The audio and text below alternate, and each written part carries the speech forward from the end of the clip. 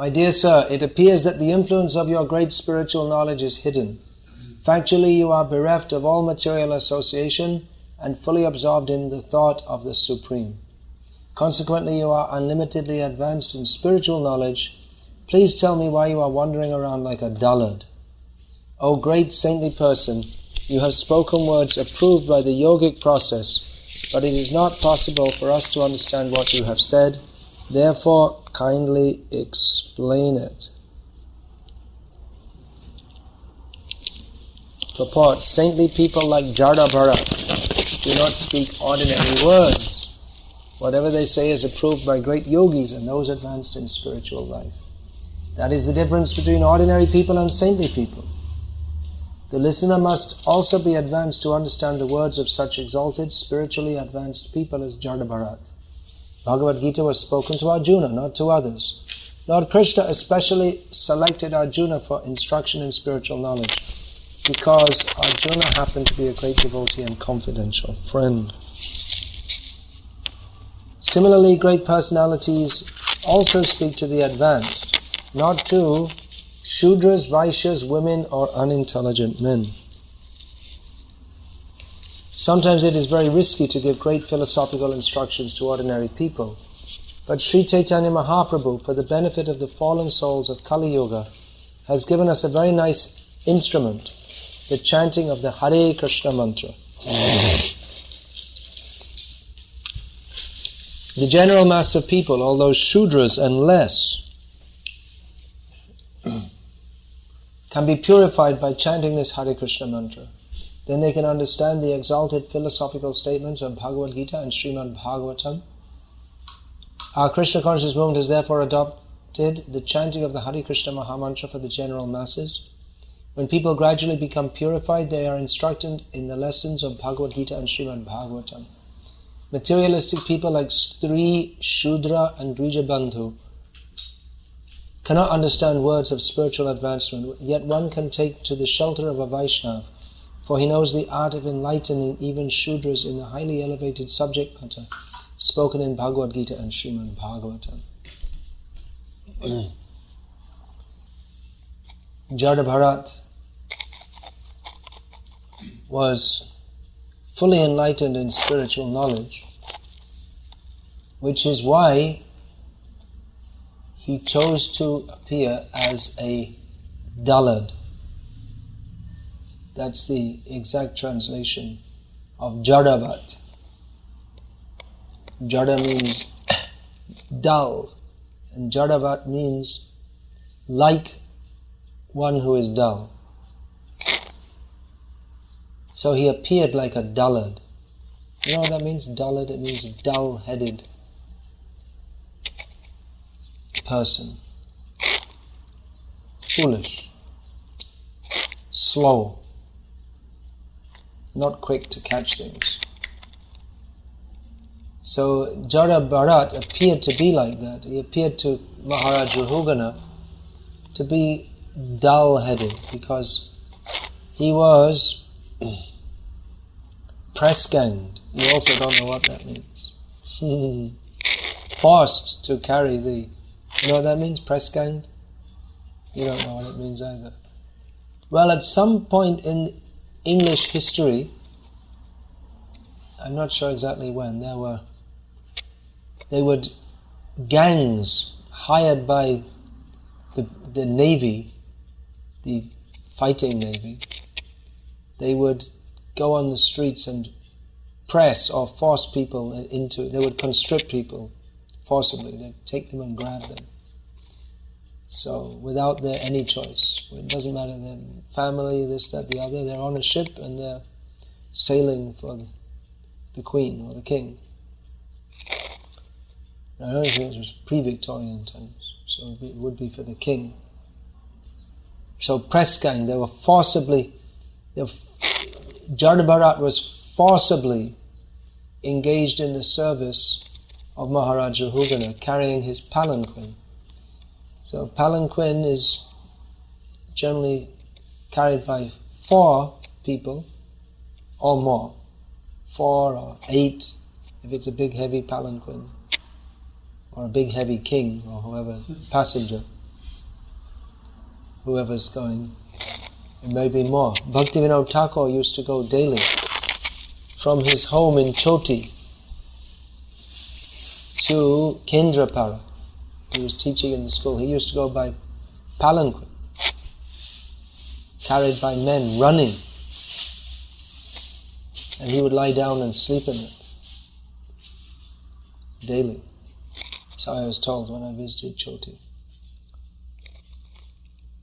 So, the carriers of the palanquin, they have to act in concert. If one is trying to go fast and the other one is trying to go slow, it doesn't work, does it? It's like in kirtan, when someone's trying to... I always have that frustration that I try to lead slowly and gradually build up to a faster tempo. But very few devotees in ISKCON know anything but fast, except they know very fast, that's all. To be sweet, the kirtan should be slow and then gradually speed up. So it's very difficult if someone's singing and leading at one tempo and the mridanga player has another idea. Actually, the mridanga player was in time, but it was others who weren't. So Jada Bharata was not in tempo, not in sync with the other palanquin carriers. There was a reason for that because he was looking down and seeing the ants running around and he didn't want to tread on the ants. So he was trying to stop, and then all the palanquin bearers should be at the same, approximately, more or less the same height. But he would like tiptoe, and then he would go jerking the palanquin up, and all in all the king was getting a pretty uncomfortable ride, and he understood it was because of Jada Bharata, because previously the previous carrier, I don't know what happened to him, maybe he collapsed or something, doesn't say.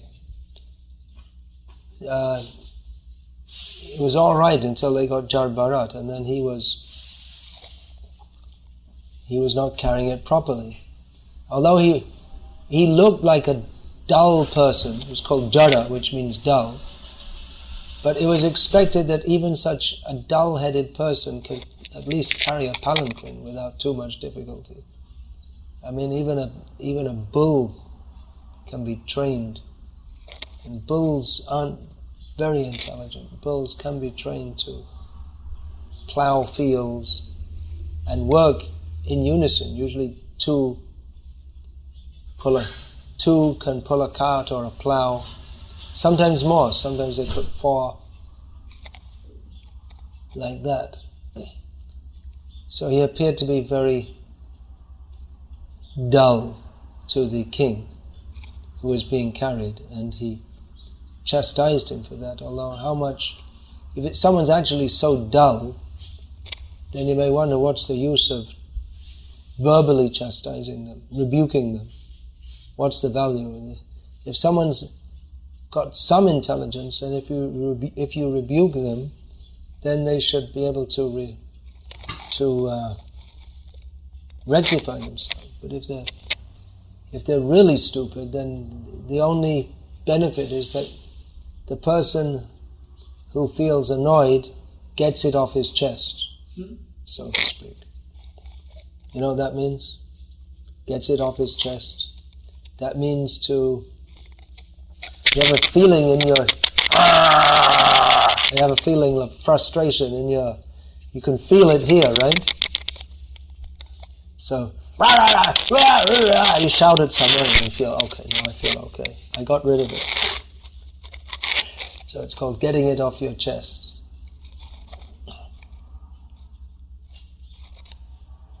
So, Jada Bharata, he appeared to be very dull, but he was taking the position of a dullard due to his spiritual advancement. Usually, as Maharaj Rahugana is expressing here, usually you expect a spiritually advanced person to act and speak in a highly cultured manner, in a sophisticated manner. Sophisticated not in the worldly sense, but he's at the highest platform of realization, so therefore you would expect his behavior to be better than that of others. But Jada Bharata appeared to be just like a madman. He didn't speak to others, didn't bathe properly. In his youth, his father was trying to teach him how to chant the Gayatri Mantra, but he appeared to be incapable of chanting it. And he'd do all things round the wrong way. He would, instead of taking bath after passing stool, he would take bath before and then go and pass stool. So,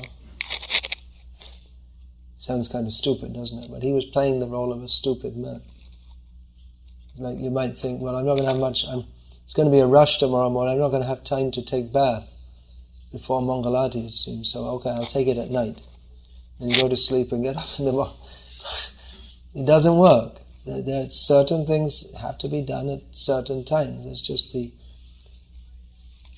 nitya kriya, the daily activities of any sane person, not even a cultured person.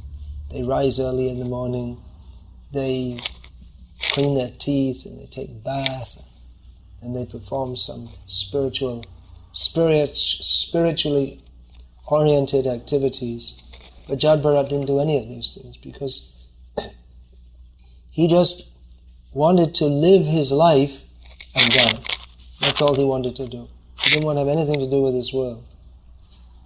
So to avoid having anything to do with this world, he didn't interact with it. He didn't interact with anyone.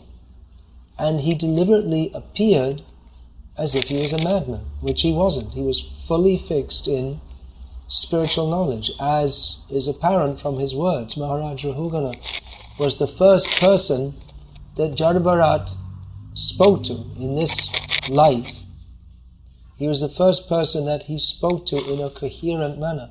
But he was so coherent that Maharaj Rahugana was shocked, because he didn't just speak to him. Maharaj Rahugana thought that he is a crazy, dull fellow. You can't get much sense out of him. But he not only gave a reply that was on the normal level of sense, but even transcended the normal level of sense, and explained that what Jada Bharata was doing was not only not an offense to Maharaj Rahugana, but it was actually the best thing that he could and should be doing in that circumstance. And then he chastised Maharaj Rahugana, who was chastising him, that you think you're hollering at me. Holler, you know what that means? It means just yell and scream. You can have an English lesson while the Bhagavatam class is going on. You're yelling at me because you think you are the Maharaj of Sovia, which Sovia, that's I believe that's Saurashtra in modern geographical terms. So you think you're the Maharaj of Sovia, and you think you have a right to yell and scream at me, but you're calling me a fool, but actually you're a fool, because you think you're the Maharaj of Sovia, but you're not. It's just a temporary situation. And you think you have a right to yell and scream at me. Well, maybe in the next life someone will yell and scream at you. Now they don't do it because you're in a big position. But positions change. What you think you've got the right to just press gang me into service, but why? Why should that be? Why, just because you're the king, you can just grab a citizen off the street and force him to do some service? the king, he can take service from the citizens, but in that way that he was doing it, he was just taking advantage of his position. And he could have requested, or actually he could do also, because, if he's a king, he's got some important work to do. If he's a king, actually he must have been traveling with so many soldiers and this and that, but he just pulled someone off the street.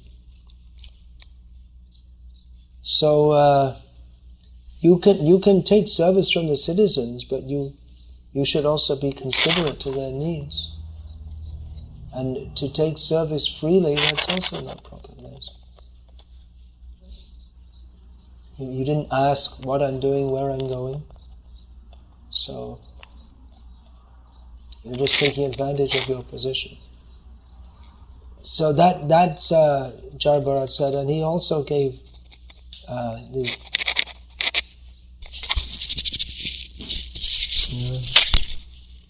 the high spiritual knowledge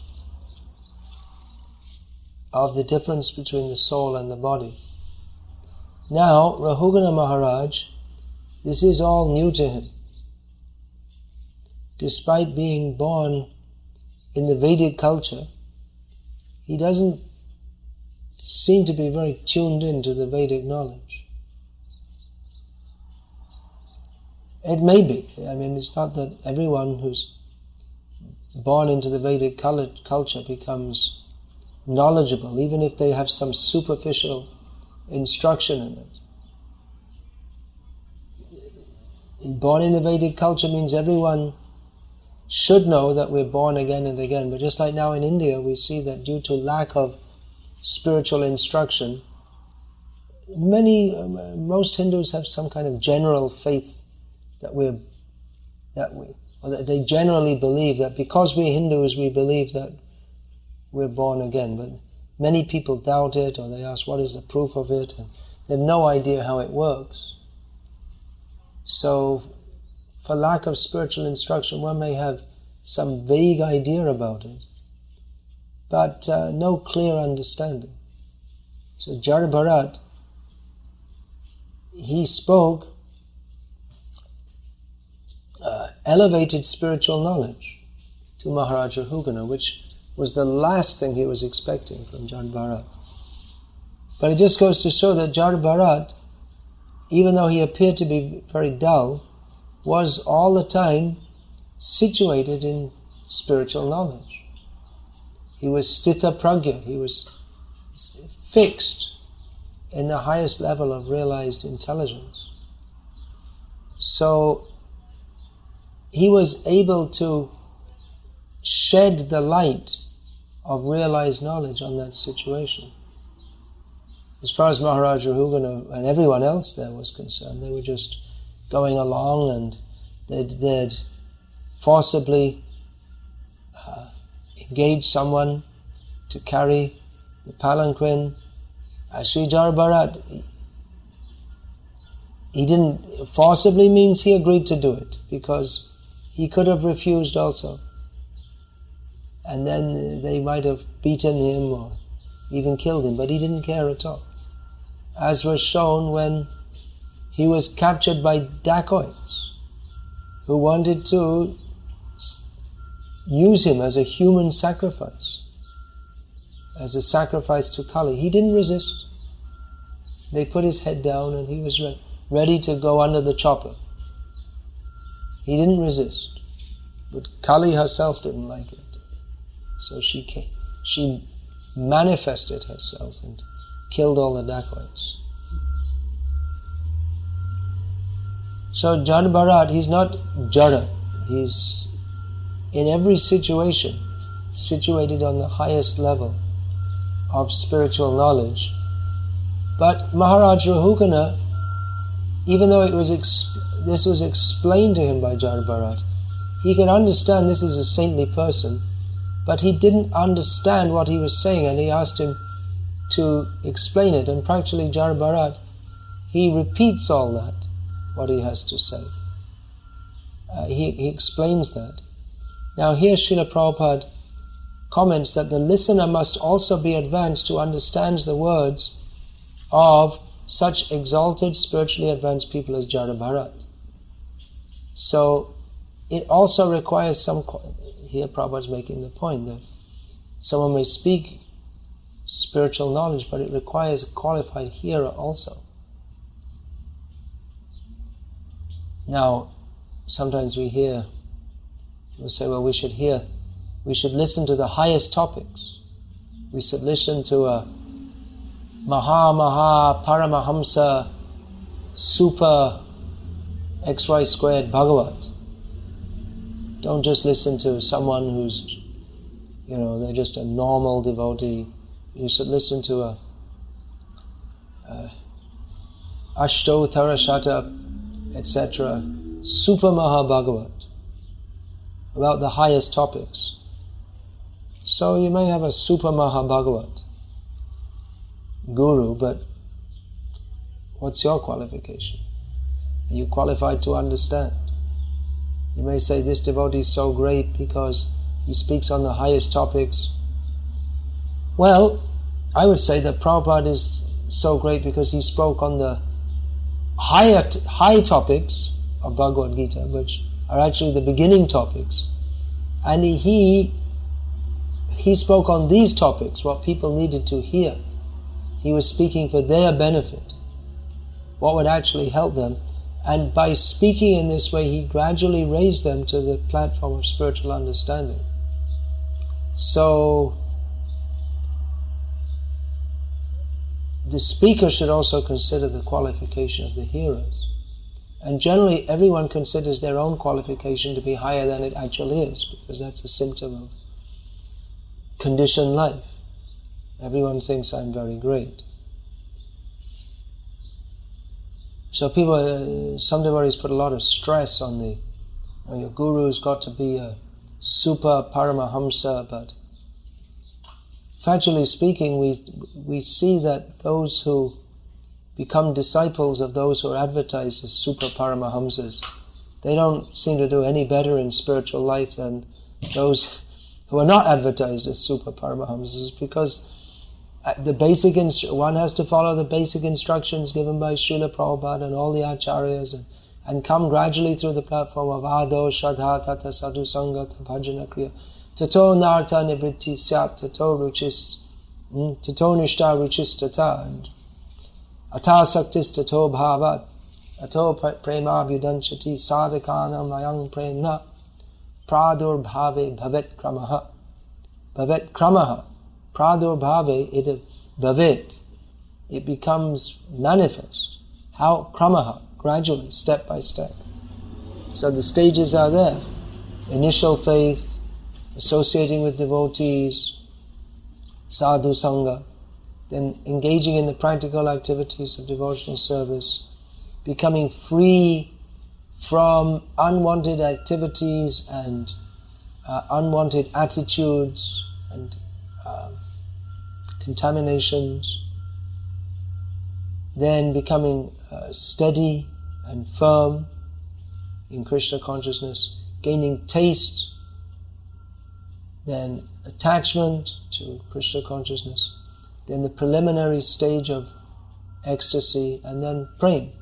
So it's not that this idea that you find a super Maha Bhagavat and then all of a sudden you shoot through, you break the sound barrier and shoot through to instant praying, but it doesn't happen. See, so many who thought that I have to get the super Maha Guru, but many of them, they're not even practicing the basic activities of Krishna consciousness. Although if you want to speak to, they won't want to listen to like ordinary or beginning topics. They only want to listen to the highest topics. But then they can't even follow the basic things. So, practical. Srila Prabhupada is a practical philosopher. Gave us the practical knowledge, the practical process by which we can gradually come to the highest level. There's some qualification required to be a hero, and Srila Prabhupada addresses this in the purport, that in Kali Yuga people are very dull. Sri Shudra Dvijabandhunam Traina Veda Gochara. Prabhupada has quoted twice in this purport from the information taken from the Bhagavatam, that Sri Shudra and Dvijabandhu, women, Shudras, the class in Varnashram of laborers and artisans, and Dvijabandhu, the fallen descendants of the higher orders, they are not fit for hearing the Vedas. So in Kali Yuga, everyone is fallen. So Srila Prabhupada writes that, therefore, we introduce Sankirtan. Let people take part in the chanting. And that will purify them so they can gradually understand this philosophy.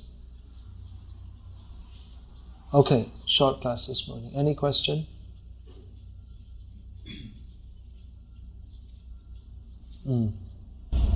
Why Bharat is called Jada, if it is offense? Well, he's called Jada, which means dull. That was the standard name given to him by others because he appeared like that. And Jada means foolish also. So he appeared like a dull fool.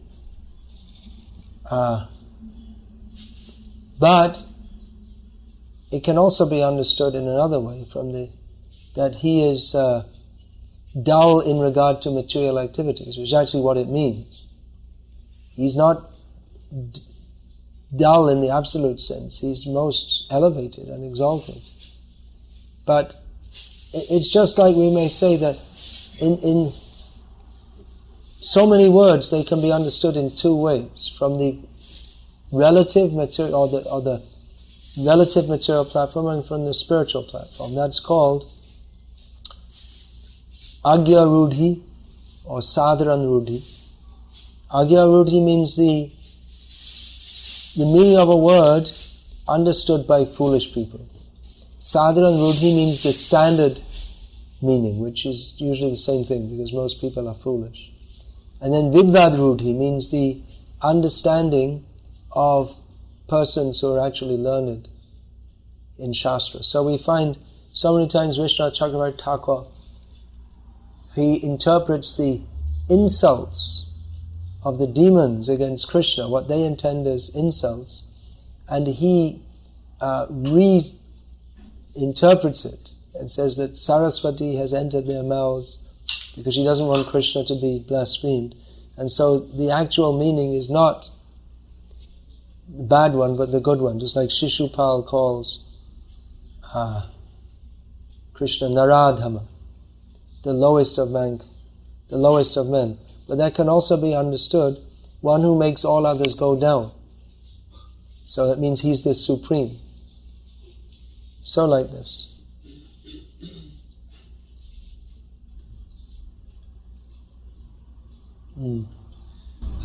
Jada Bharata was a self-realized person, and all his life he could actually use the opportunity to preach. He could have used the opportunity to preach, but he didn't. Why? Eventually, when he came in contact with Maharaj Rahugana, he preached to him. Why didn't he? Well, not all saintly persons in history have preached. Preaching that's there are certain preachers. Narad Muni is liberated spaceman, Prabhupada says. But preaching is especially stressed in this Kali Yuga by Chaitanya Mahaprabhu and his followers. Otherwise, traditionally, the system is that first one sees who's qualified to approach a guru. The question of qualification is that only those who are qualified, they would be sent by their parents, or they themselves might seek out a guru. The The saintly people didn't go around searching out others. They would seek out such a person. Who is sincere, they would seek out a spiritual guide. He said he preached by his example. Preach by example, yes, of course, that's that. Yeah. But the preaching is generally understood to mean precept accompanied by practice, not only practice. In that sense, every Vaishnava is a preacher, but still we discriminate between Goshtyanandi, those who make the effort to bring others to Krishna consciousness by their speaking, and Bhajananandi, one who's content simply to perform bhajan. Maharaj, you mentioned different stages in the devotional service. So, how we can understand on which stage we are, and how can we understand which stage we are on? Well, they all have all these levels of devotional service have their symptoms described, and there's interacting also. It's just like, even you see, we say bhajana kriya, one takes up the activities of devotional service, but there must be some taste there. It's not completely dry. Otherwise, why should we want to take it up? There must be some attachment there. There must be some feeling of ecstasy, even if it's only a very beginning. But when this attachment to Krishna, the taste for Krishna, when they're prominent, then we're said to be on that stage. which stage depends on our endeavor and which on Krishna's mercy. Ultimately, everything depends on Krishna's mercy. Our own endeavor is only to invoke Krishna's mercy. Even the very beginning, Brahmanda Brahmite Kono Bhagyavan Jeev, Guru Krishna Prasade Pai Bhakti Lata. Even to get a start in devotional service requires the mercy of Krishna. I listened to one lecture. Chana Maharaj explained the 9 levels of chanting. So first 4 mechanical, and then after the last stages depends. That may be, but like I say, ultimately everything depends.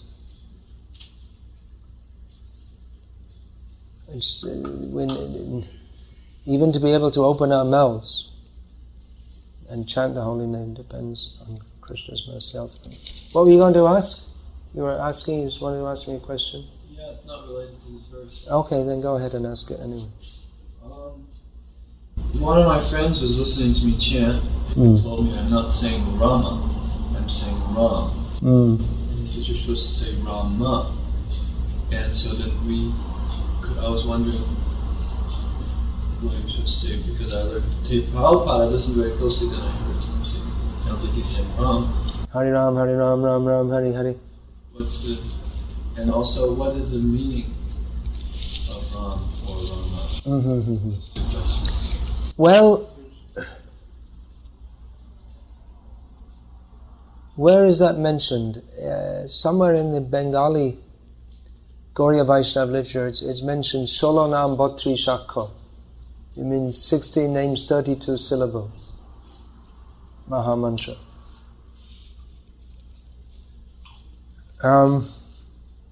So to say the name properly according to Sanskrit pronunciation, we should say Rama. For that matter, we should say Krishna, and most of us don't pronounce Krishna properly. It should be Krishna. Krishna means Arjuna. Arjuna name also Krishna. Yeah. And Draupadi name Krishna. That's it, but that's another topic altogether. I'm talking about pronunciation here. On the other hand, well, let's see now. I mean, Bengalis and Czechs, they say Rama, Krishna. In different parts of India, there's different pronunciation. Many parts of India, they don't say Krishna, they say Krishna. Many places, Gujarat, Maharashtra, Andhra, Orissa, Krishna. Where are you from? Bihar. Bihar. Okay, they say Krishna. It's nothing. Just recently I was reading, I believe it was in Jaiva Dharma, Bhaktivinoda Thakur was saying that even the pronunciation isn't the most important thing, it's the bhav. But then on the other hand, you might think that the feeling, the bhav, if you actually have feeling for someone, you want to pronounce their name properly, isn't it? Just like Giriyai. If I say, someone might explain, actually it's not Giriyai, it's Giridhari. So if that's explained to you and you still go Giriyai, it doesn't show much consideration or respect for the person, does it?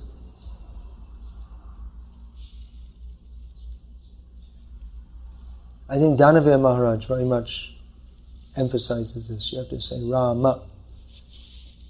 But that's the full mantra, no doubt. But in Hindi at least, no one says Rama, they say Ram. I'm sorry, you said in India? In Hindi. Not in... There are many languages in India. Hindi is the most widely spoken. At least in Hindi and probably in quite a few other languages. Even if they say Ramachandra, they won't say Ramachandra, they say Ramchandra. It's a common name. So it's you could say it's a linguistic practice that people have to drop the last vowel. If the last syllable is a vowel in most Sanskrit words that are spoken in, when they're spoken in Hindi, in almost all cases it's dropped. It depends. Chandra would have to be, but then again they say Chanda. They change it. Even Krishna, they say Krishan. It's common, isn't it? In North India, Krishan. So that way they drop. So I wouldn't insist on it too much if Prabhupada himself didn't do so and himself didn't chant like that. So I'm not giving anything clear on here because I don't know any direct Shastric reference. But I mean, the Shastra tells us to chant these names. So we can chant Rama. If we chant Ram, it's not the worst thing in the world. But it might be better to chant like that. But then even more important is the bhav, or the feeling that we're putting into it. And like I say, most of our devotees, they chant with incorrect pronunciation one way or the other anyway. And again, what is the correct pronunciation? You could say they chant with non-Indian pronunciation, but then in India there are so many different ways of pronouncing. There are regional differences. What does the name Ram mean? Ramante yogino nante satyananda chidatmani iti rama padenaso param brahma vidhiyate. Rama means the supreme truth, upon whom the yogis take the reservoir of all pleasure, of genuine pleasure, who the yogis take pleasure in, of unlimited pleasure. Ramante yogino nante satyananda chid, who is fully spiritual. So Rama refers to Ramchandra or Ramachandra, to Balaram, can even be understood as Parashuram, Prabhupada said, and also to Radhika Ramana, which means Krishna. Rama is also a name for Krishna. It means the reservoir of all pleasure. Alright? Thank you very much. Hare Krishna. Yeah. Rama means Lakshmi. Rama means Lakshmi, yeah. If someone pronounces Rama, Hare Rama, Hare Rama. Yeah, Rama, Rama. That means Rama means Lakshmi. If someone pronounces Rama, Rama means Durga. Rama. Yeah, Rama means Durga. Yeah. Hare Rama, Hare Rama, Rama Rama means Durga. Yeah. Well, we're all Jada. Dull-headed. But then, you see, it can all, just like bhav, that's the most important thing. So just like if a small child is calling out to the mother and doesn't pronounce correctly, still the mother knows the child is calling for me. And she accepts that.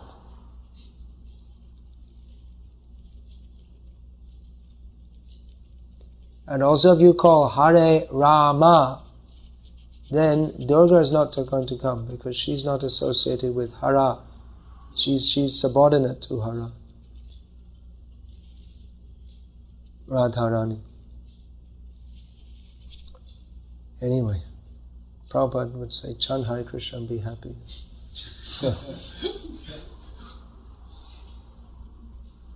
I was chanting in Vrindavan one time, and one Mataji, she told me, you are not chanting properly right now. And then, what's wrong? You are chanting Rama Rama. You know Rama Rama? Rama Rama means Durga. And I told her, how you are understanding I'm chanting Rama Rama? Rama is Durga. Then she told her, okay, you see in Krishna book, Prabhupada Krishna, or mantra in Krishna book, some verses, there is some chapter. Really? I don't remember that. The names of Durga are given when Yashoda's daughter, Krishna's sister, their names are given in different places. She's known as Vaishnavi, Narayani, all different names are given. How many names? I don't remember Rama, I can look it up and see. Maybe. She has so many names. Lalita Sahasranam, 1,000 names are there in Brahmanda Purana.